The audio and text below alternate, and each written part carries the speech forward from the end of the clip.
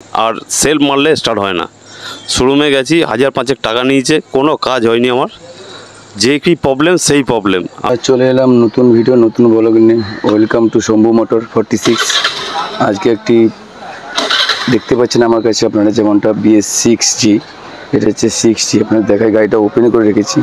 কী কারণে ওপেন করে রেখেছি আর কেন ওপেন করে রেখেছি আপনাদের দেখাবো। গাড়িটা সমস্যা আছে আর কি প্রবলেম হচ্ছে। চাবিটা অন করলাম, লাইট কিন্তু আসছে, দেখতে পাচ্ছেন। এবার আমি সেলফ ইউজ করবো, দেখুন সেলফ নিচ্ছে না। দেখুন আমি যখন সেলফ মারছি কিন্তু সেলফ নিচ্ছে না গাড়িটার মধ্যে। 2 কিলোমিটার চলার পরে গাড়ি প্রবলেম বন্ধ হয়ে যাচ্ছে, গাড়ি আর সেলফ নিচ্ছে না। চেক ইঞ্জিন লাইট এসে যাচ্ছে, আবার কখনো কখনো চেক ইঞ্জিন লাইট চলে যাচ্ছে। চেক ইঞ্জিন লাইট কী কারণে আসছে, কী জন্য আসছে, সেটা অবশ্যই ওবিডি স্ক্যানার চেক করে দেখবো যে কী কারণ হয়েছে, কেন এসছে। দেখাবো যে কী গাড়িটা স্টার্ট হচ্ছে, কী হচ্ছে না। আপনাদের কিক মেরে দেখাবো যে গাড়িটা স্টার্ট হচ্ছে কি হচ্ছে। দেখুন আমি কিক বের করেছি, কিকটাকে আমি অ্যাপ্লাই করবো। দেখুন গাড়ি স্টার্ট হয়ে গেছে, দেখুন আপনি নিশ্চয়ই শুনতে পাচ্ছেন গাড়িটা স্টার্ট হয়ে গেছে। কিক মারলে গাড়ি স্টার্ট হচ্ছে, সেলফে গাড়ি স্টার্ট হচ্ছে না। তো ওটা কী সমস্যা হয়েছে, চেক ইঞ্জিন লাইটটা কেন জ্বলে গেছে, বারবার এটা কেন পরে 2 কিলোমিটার চলার পরে গাড়িটা 2-3 কিলোমিটার চলার পরে গাড়ি বন্ধ হয়ে যাচ্ছে। আর এমনই বন্ধ হচ্ছে যে আপনি হঠাৎ করতে গাড়িটা, আমি যখন চালাচ্ছিলাম যে হট করতে পুরো টোটালি স্টপ হয়েছে, গাড়িটা টোটালি স্টপ হয়েছে। ধরুন আপনি কোথায় যাচ্ছেন, হঠাৎ করতে যদি এইভাবে যদি গাড়ি বন্ধ হয় তো আপনার কিন্তু বড় বিপদ হতে, পিছনে কোনো গাড়ি থাকলে আপনার কিন্তু অ্যাক্সিডেন্ট হয়ে যাবে। তো কী কারণে হচ্ছে, কেন হচ্ছে, সেটা অবশ্যই আমাকে সলভ করতে হবে। এবং গাড়িটা কী জন্য হচ্ছে এটা, এবং আপনাদের ব্যাটারি চেক করে দেখাবো। ব্যাটারিটা কত ভোল্টেজ আছে সেটাও দেখাবো। তারপর কী কী প্রসেস চেক করবেন, যে সেলফ কেন নিচ্ছে না, কী কারণ নিচ্ছে না, 2-3 কিলোমিটার চলার পরে বন্ধ হয়েছে। তো অবশ্যই সেটা আপনাদের কিন্তু দেখাবো যে কী কী প্রসেস আপনারা চেক করবেন। যেটা বেসিক যেগুলো হবে সেগুলো আপনাকে চেক করতে হবে, নাহলে কিন্তু ডাইরেক্ট অন্য কোনো ফল্ট সেটা আপনাকে কোট আউট করতে হবে, তবেই কিন্তু করতে পারবেন। তো চলুন আপনাদের ব্যাটারি ভোল্টেজটা মেপে দেখেন। ভোল্টেজটা মাপাতে মিটারটা দেখায় ভোল্টেজে। তো আপনারা দেখতেই পাচ্ছেন আমি এখন মিটারের ভোল্টেজটা মাপবো, এই ব্যাটারি ভোল্টেজটা মাপবো। তাই ভোল্টেজটা মেপে দেখবো যে ভোল্টেজটা ঠিকঠাক আছে কিনা। দেখতে পাচ্ছেন ব্যাটারি ভোল্টেজ দেখুন 13, পুরো পারফেক্ট ব্যাটারি ভোল্টেজ আছে। এরপরে আমি কি প্রসেস চেক করবো, যে আর মেন কাট আউটটা চেক করবো। কাট আউটের স্ক্রুড্রাইভারটা কাট আউটটা কিন্তু, এই কাট আউটটা কিন্তু যারা সবাই কিন্তু বের করতে পারবে না, বেসিক আছে বের করার সিস্টেম। এটা যারা মিস্ত্রি হয়, যারা মিস্ত্রিরা কাজ করে তারাই মাত্র বের করতে, নাহলে বের করতে পারবে না। এটা রেজিস্ট্রেশন ম্যাপে দেখাবো, এটা খুবই টাফ হয়। দেখুন এটা বেরিয়ে গেছে, এটা রেজিস্ট্রেশন ম্যাপে রাখবো। রেজিস্ট্রেশন কত ওহমে রাখবো, এদিকে দেখা, রেজিস্ট্রেশন রাখবো 2। দেখতে পাচ্ছেন রেজিস্ট্রেশন 17, 16, 16.5, 17, মানে পারফেক্ট আছে এটা, এই কাট আউটটা। তো আমার সব কমপ্লিট হয়ে গেল চেক করা। এইবার আমি দেখবো আমরা ওবিডি স্ক্যানার দিয়ে, ওবিডি স্ক্যানার দিয়ে দেখবো, চেক করে দেবো যে কী ফল্ট হয়েছে, কী কারণে এটা বারবার প্রবলেম আসছে। তো চলো সেটা আমি দেখবো যে ওবিডি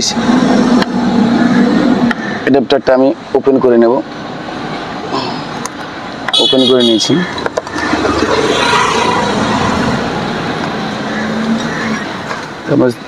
এবার দেখুন ওবিডি স্ক্যানারটা অ্যাড করেছি। এবার চাবিটা আমি অন করব, চলে এসছে। যে কী ফল্ট আসছে, ফল্ট কোডটা চেক করে দেখবো যে কী ফল্ট আসছে এটা, আর কেনই এই প্রবলেমটা 2-3 কিলোমিটার চলার পরে গাড়ি কেন বন্ধ হয়ে যাচ্ছে, কী স্টার্ট হচ্ছে, সেলফ স্টার্ট কেন হচ্ছে না। তো আপনারা পুরো ভিডিওটা অবশ্যই ওয়াচ করবেন, নাহলে কিন্তু বুঝতে পারবেন না কোথাতে ফল্ট দেখাচ্ছে। এখানে ফল্ট কোড একটা, ঠিক আছে, তো আমি চেক করব। এখানে লেখা আছে P0, লেখাটা ভালো করে দেখো, P0335 crank shaft position sensor circuit. চলো এবার ক্র্যাঙ্ক শ্যাফট পজিশন সেন্সার কাকে বলে, কোনটাকে বলে, সেটা আমি আপনাদের দেখাবো। কোথায় থাকে সেটা, এটা হচ্ছে ম্যাগনেট বক্সের স্ক্রুগুলো আমাকে ওপেন করে নিতে হবে। চলো আমি ম্যাগনেট বক্স ওপেন করে নিই। কোথায় থাকে ক্র্যাঙ্ক শ্যাফট পজিশন সেন্সার, যারা নতুন আসছেন, নতুন ভিডিও দেখছেন, অবশ্যই তাদেরকে বলবো যে লাইক, কমেন্ট, শেয়ার আর সাবস্ক্রাইবটা অবশ্যই করে যাবেন। আর বেল আইকনটা অল করে রাখবেন, যাতে পরবর্তীকালে ভালো ভিডিও যদি দিয়ে থাকি তখন আপনাদের কাছে নোটিফিকেশনটা যাবে। তো আপনাদের রিকোয়েস্ট করব, অনুরোধ করব, অবশ্যই সবাইকে রিকোয়েস্ট করব যে অবশ্যই ভিডিওর মোটিভ হয় আপনাদের ভিডিও ভিউজ দেখে। তো অবশ্যই সেই জায়গাটা অবশ্যই আপনারা রাখবেন যে ভিডিওটা দেখবেন পুরো ভিডিও, আর অবশ্যই কমেন্ট করে যাবেন কেমন ভিডিও হচ্ছে আর কেমন আপনাদের দেখার ঠিক মতন আপনাদের বুঝাতে পারছি কি পারছি না, অবশ্যই আপনারা কমেন্ট করে যাবেন। এটা খুব ভালো হয় পরবর্তীকালে ভিডিওর জন্য আমার তাহলে ভিডিও বানানোর মোটিভ আছে। তো লাইকটা আমাদের কাছে অনেকটাই ম্যাটার করে, আর ভিউজ আর লাইক যদি না হয় তো আমাদের ভিডিও করার মোটিভটাই দেখে চলে যায়। সেন্সার যাকে পিক আপ কোয়েল বলে, যেটা BS4 ছিল পিক আপ কোয়েল, সেটা চেঞ্জ হয়ে গেল হল সেন্সার হয়েছে। এটা হচ্ছে আর্মিচারে, সেটা ওপেন করেছি। আর এটা হচ্ছে গরম যখন হয়েছে তখনই কারেন্ট ছেড়ে দিচ্ছে, আর কারেন্ট আসছে না, গাড়ি প্রবলেম হচ্ছে, বন্ধ হয়েছে। তো আমি এটা অবস্থাকে চেঞ্জ করব। দেখতে পাচ্ছি এটা পুরো ওপেন করে নিয়েছি, পুরো অবস্থায় কী আছে। চলো এটা আমি ফিটিং করে স্টার্ট করে চালিয়ে আপনাদের দেখাবো যে গাড়িটা পারফেক্ট হয়েছে কি হয়নি। আমার কাছে একটা নতুন আছে, দেখতে পাচ্ছেন সেম জিনিস সেম মডেল। দেখুন এটা আমি এখন অ্যাড করব, অ্যাড করে চালিয়ে দেখবো যে গাড়িটা ঠিকঠাক চলছে কি চলছে না সেটা আপনাদের দেখাবো। আর 2 কিলোমিটার পর বন্ধ হচ্ছে কি না হচ্ছে না।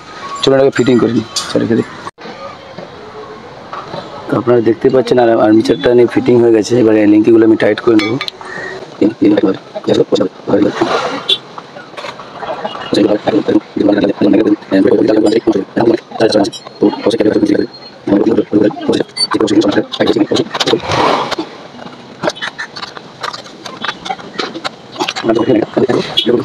দেখতে পাচ্ছেন যে আমার এখন আর্মিচার পুরো কমপ্লিট, পুরো ফিটিং হয়েছে, ম্যাগনেটটা পুরো ফিটিং হয়ে গেছে। আমি এই জ্যাকগুলো অল কমপ্লিট করে দিয়েছি, পুরো ফিটিং করে দিয়েছি।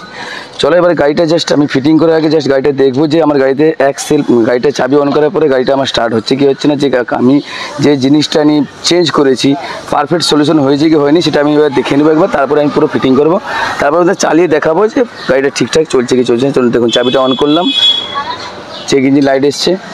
এবার আমি সেল মারবো, দেখুন সেল মারলাম, একদম পারফেক্ট হয়ে গেছে, গাড়ি এক সেলফে স্টার্ট হয়ে গেছে। আপনারা শুনতে পাচ্ছেন নিশ্চয়ই গাড়ি স্টার্ট হয়ে গেছে।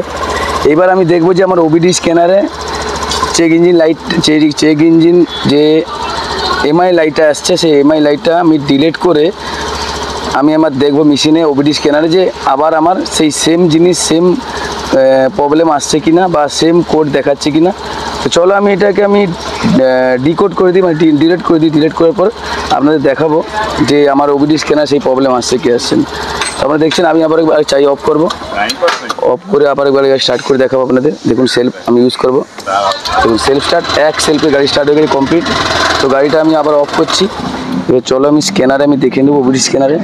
আর আমি অন করে নিয়েছি, OBD স্ক্যানার অন আছে, আমি এবার চেক করে দেখবো। এটা আমি ডিকোড করব, করার পরে আমি আপনাদের ডিলিট করব। ডিলিট করার পর চেক MI লাইটটা ডিলিট করার পরে স্টার্ট করব। স্টার্ট করে আমি দেখবো যে আবার সেম জিনিস সেম প্রসেস আমার আসছে কি আসছে না। এখন যেহেতু আমি ডিলিট করিনি, দেখুন সেই একটা সেম জিনিস দেখাচ্ছে। তো আমি চলো এটা আমি ডিলিট করে নিই। MI লাইটটা দেখুন, MI লাইট এখান থেকে দেখাবে যে দেখুন MI লাইট দেখুন, MI লাইটটা কিন্তু চলে গেছে। চলো এবার আমি গাড়িটা স্টার্ট করে দেখবো। দেখুন গাড়ি স্টার্ট হয়ে গেছে, MI লাইট আসছে না, MI লাইট আসছে না, পুরো পারফেক্ট হয়ে গেছে, MI লাইট আসছে না। চলো গাড়িটা এবার বন্ধ করবো, আসছে না, এবার অফ করব। অফ করে আমি আবার দেখবো যে গাড়িটার মধ্যে আমার সেই সেম জিনিস OBD স্ক্যানারে আসছে কি আসছে না। চলুন আরেক গাড়ি দেখে নিই, ঠিকই হয়নি, আরেক আমি দেখে নেব OBD স্ক্যানারে।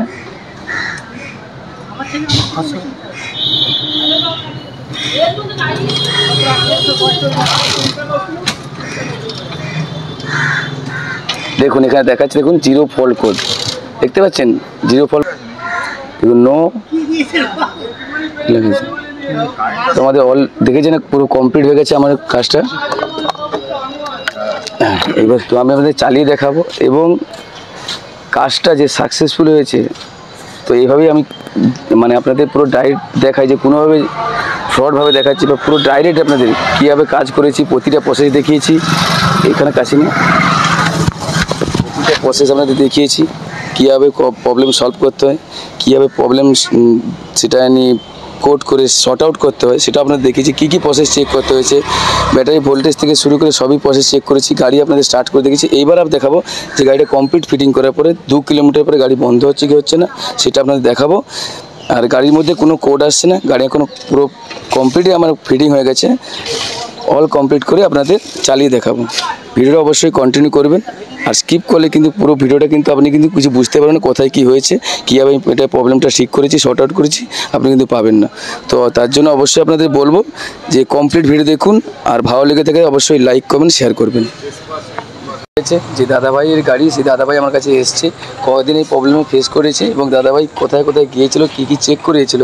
তো অবশ্যই দাদাভাইকে জানবো, দাদাভাই আমাদের বলবে যে গাড়িটা কোথায় কী প্রবলেম হয়েছিল, সার্ভিস সেন্টারে গিয়েছিল, কত টাকা নিয়েছে আর কতদিন ফেস করেছে, সেটা প্রচুর প্রবলেম হয়েছিল, সে দাদার কাছে এবার শুনি। চলো তুমি বলো এবার কী হয়েছিল। আমার অ্যাক্টিভা 6G গাড়ি, আমি শোরুমে গেছি, কিকে স্টার্ট হচ্ছে আর সেলফ মারলে স্টার্ট হয় না। শোরুমে গেছি, 1000-5 টাকা নিয়েছে, কোনো কাজ হয়নি আমার।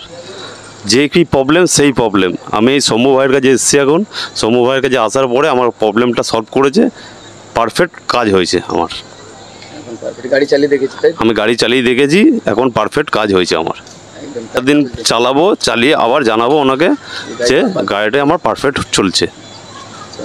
তো আপনারা দেখলেন দাদাভাইয়ের কাছে বলেছে। তো এবার আমি গাড়িটা 3-4 দিন পরে রিপোর্ট কী আসে তো আপনাদের অবশ্যই জানাবো। তো এইটুকুনি ভিডিও অবশ্যই ভালো লেগে থাকে লাইক কমেন্ট শেয়ার করবেন। পরের কোনো নতুন ব্লগ নতুন ভিডিওতে আবার দেখা হবে। তো এইটুকুন ভিডিও, টাটা, বাই বাই।